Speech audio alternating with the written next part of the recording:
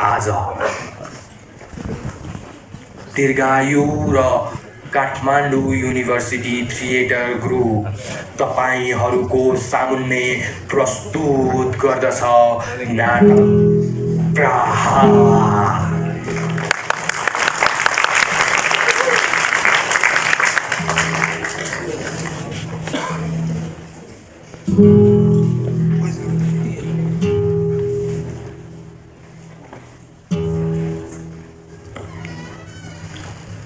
नाविसेको न संस्कार सिंहस्य क्रियते वने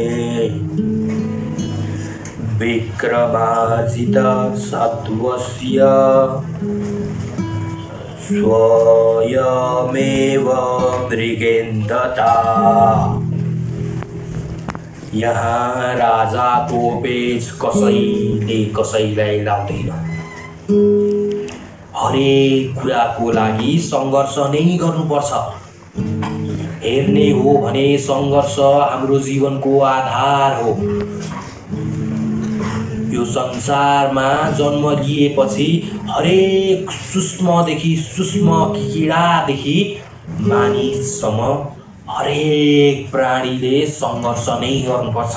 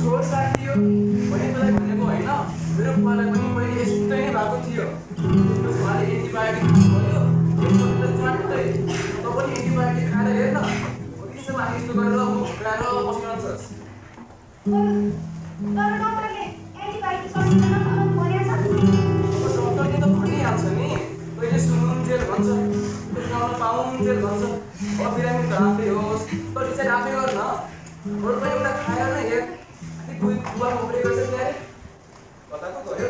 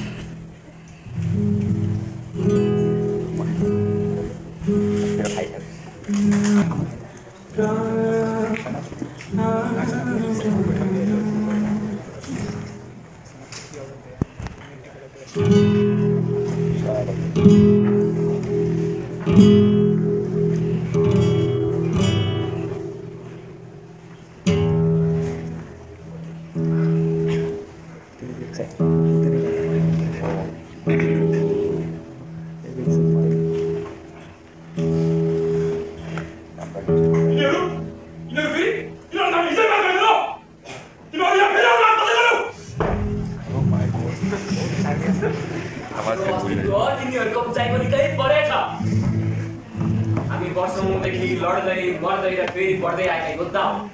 कुनै मन्त्रीले दिएको आदेश होइन लड्न हाम्रो लागि। लडाइँ बाहेक कुनै उपाय नै नभयो। साथीहरू तयार हो? आक्रमण!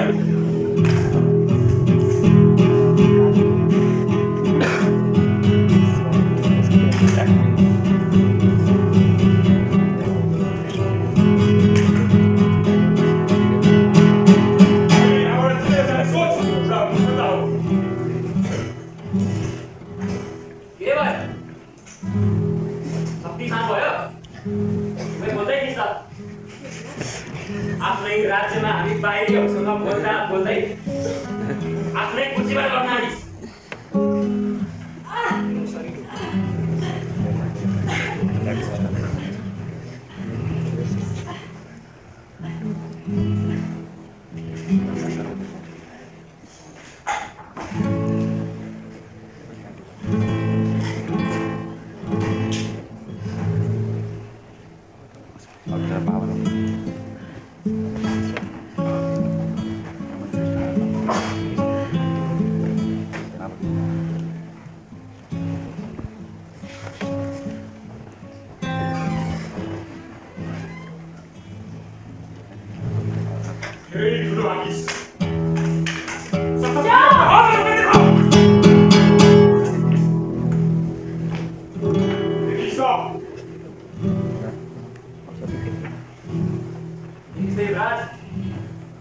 बारम्बार एउटै तरिकाले प्रहार गरिरहेका छन्।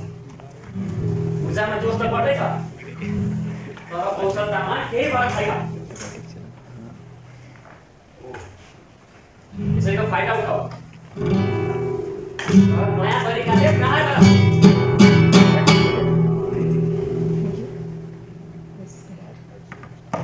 मेरो प्रकृतिको हालत एउटा बाहिरसम्म परास्त भइरहेछ। एउटा कामको लागि गरिदिएको यो पनि पुरा गर्न सकेन।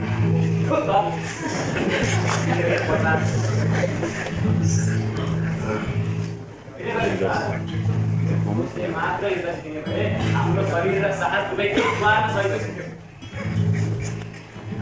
यिनीहरूको प्रहारलाई हेरेर राम्रोसँग यहाँ यसलाई र सही समय हेरेर एउटा यस्तो प्रहार गर कहिले साथै नलगाउँछ।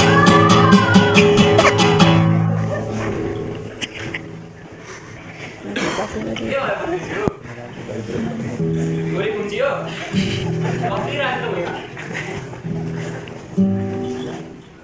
पर्खाइ चाहिँ के को छ आफ्नो मृत्युको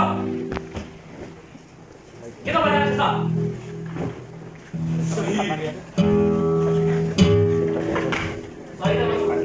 मलाई थाहा छ र तैँले थाहा पाएछ भन्ने कुरामा आश्चर्य पनि छैन, तर तँ चाहिँ के भइरहेको छस्?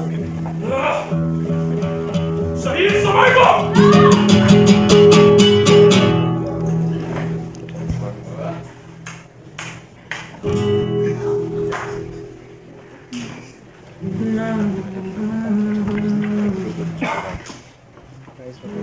सही समय आयो त। तपाईँ तेरो बाबु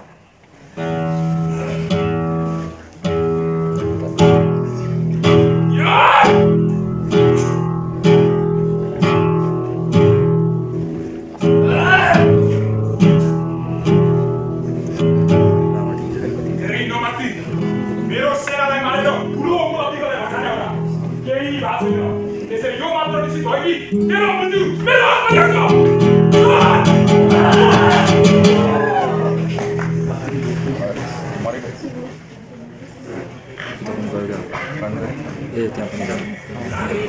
बाँच्नका लागि गर्छौँ, तर यिनीहरूको त जन्म नै हामी जस्तोसँग लड्नका लागि भएको हो।